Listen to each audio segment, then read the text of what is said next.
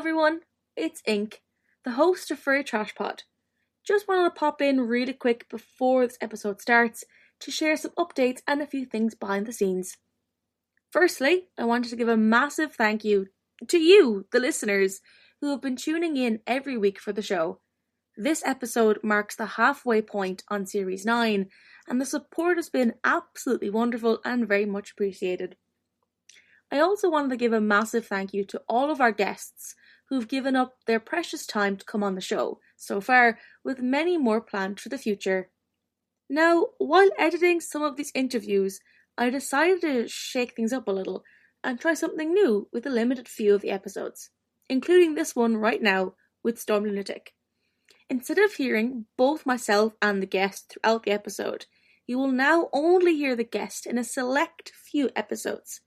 This is not a permanent change and currently only affects this episode, alongside episode 24 and 25 of Series 9, which will be available this July.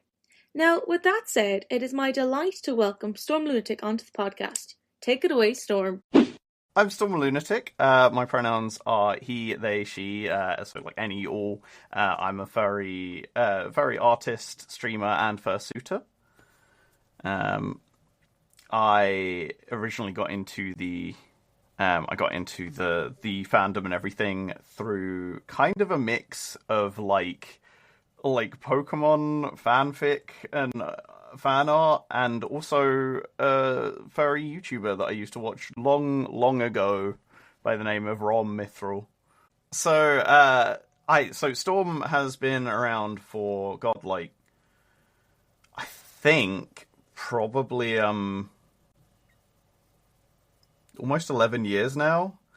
So I've always had kind of like longer hair. I've always had very fluffy hair, and so when I designed Storm, and in fact most like any persona I had prior, I gave them big bushy fluffy hair and everything, and I've always just liked having like fluffy hair, and I've more recently started like dyeing it different colors, and now I'm like, oh, maybe I should change Storm's hair color, but it's brown on my suit now, so you know.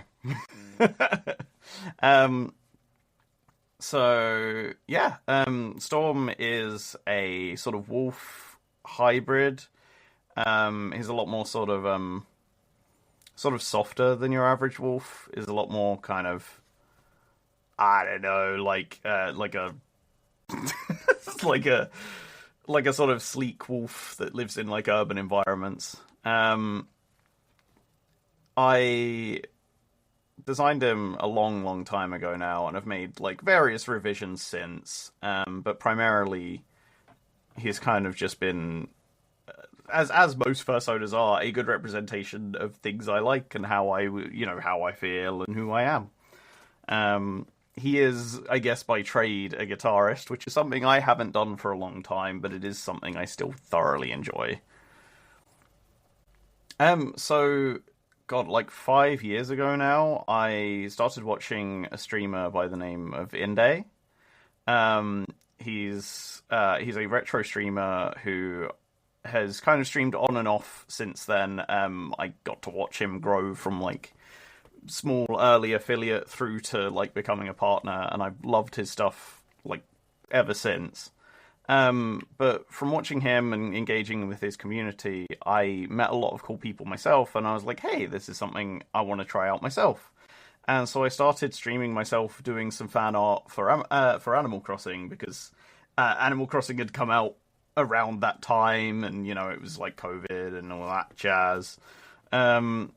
And so I did some fan art of Animal Crossing characters, and then Fall Guys came out, played a ton of that, and it just became a really good way to meet new people and engage with my friends and like hang out with people I knew online.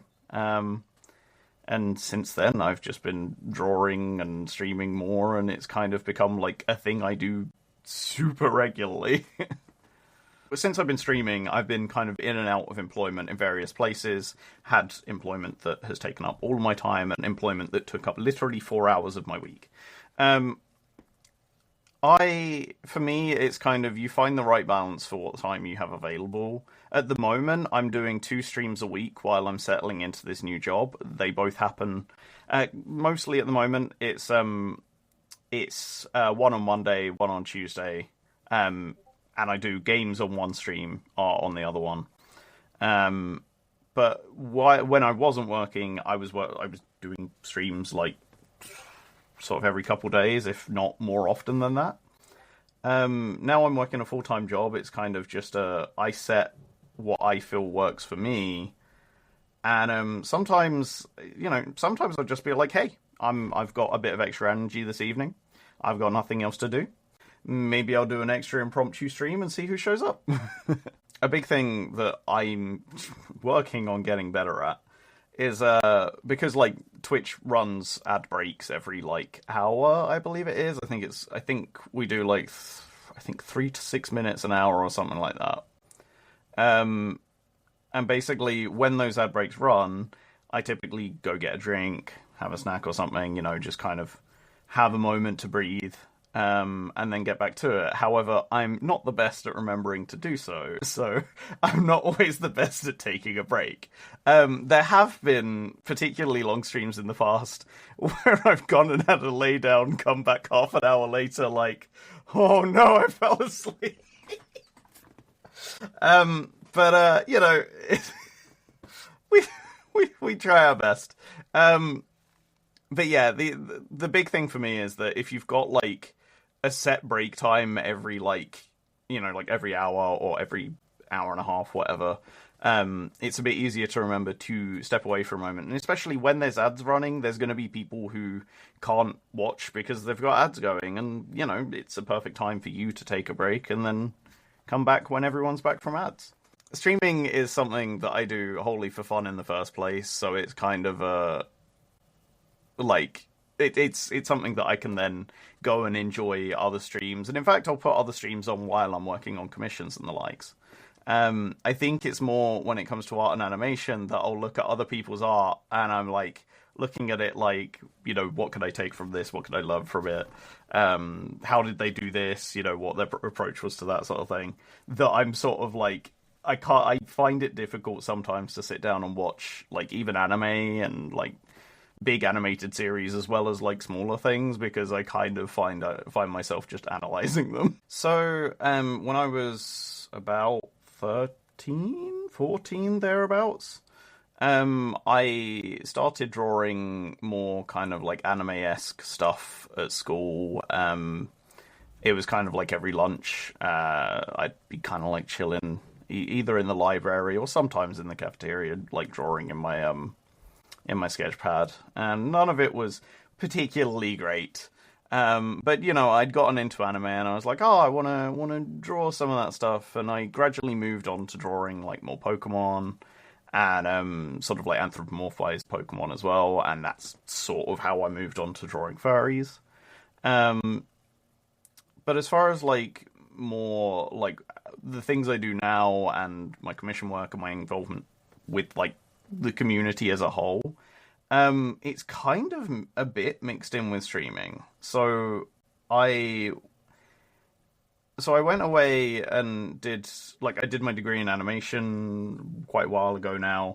Learned a lot from that. That's helped me learn a ton, but I'm going to say right now it's absolutely not something you need to do if you want to do art professionally. Frankly, if you can just take the time to learn on YouTube or other platforms and learn yourself, it's definitely like, something you can do without the debt. But as far as like commissions and like doing it as a semi-professional thing, it's mostly just kind of working small. I started offering smaller commissions. I did them all the way through uni. And then I got a lot more sort of traction once I started streaming because I knew a lot more people. And so then I had like more people coming to me about this. I was able to sort of look at adjusting my prices, improving like how I approached it, and actually approach it as a business instead of just a thing that I do on the side. it's something that I find incredibly fun, but can also be very challenging. But I've met so many cool people through it, and I've gotten to share the thing that I love doing with so many people. So, yeah, I think that's the gist of it. Definitely don't take numbers too seriously. At the end of the day, like, and a huge thing that a lot of people don't realize, if you are pulling in, like, 5 people a stream, you are already in, like, the top 10%, if not higher than that number of, like, streamers on the platform. Even if you're just getting, like, a few people to come and hang out, you're, like, doing so much better than you realize. So do not get discouraged if you're not seeing, like, you know, like 20, 30, 50 towards 100. I mean, God, I don't get 100 viewers. But, like, you know, don't get discouraged if you've only got a few people around. So long as you're having fun, so long as you've got someone to chat to and you're just having a good time, then, like, you know, just, like, keep doing what you're doing. People really don't recognize just how well they're doing on Twitch, because they don't realize how many people are doing it that just haven't got, like, anyone there. And I think it's really sad that there are people doing something that they love and no one's there to, like, support them and cheer them on and everything. But just know that if you've got someone there, you're smashing it already, frankly. Yeah, I see, this is the thing, is, like, I've thankfully had not too much negativity, but you definitely open the, like, hidden comments, and, well, there's certainly been something down there. But the thing is, I've had so much, like, positivity that it kind of drowns it out for me. And I've kind of, you know, I've been through my, like, teenage, like, dealing with, like, furry haters, and kind of these days I'm very much like, I'm just living my life. I'm just having fun. You know, if you have a problem with that, you can, you know, go over there. You're not my problem. Literally, like, you know, I'm just a wolf on the internet. What do you want to do with me? Like, what do you want me to do? I'm just having fun. Like, come on. You can find me on most platforms as Storm_Lunatic. That goes for, like, Twitch, Blue Sky, for Affinity, Instagram, TikTok, pretty much everywhere I use the same username. Although I say that about Blue Sky, it is my handle on Blue Sky, but my actual my URL is storm.vtube.social. So if you want to find me on there, that's where I'm kind of most active, but I post most of my art to FA. Yeah,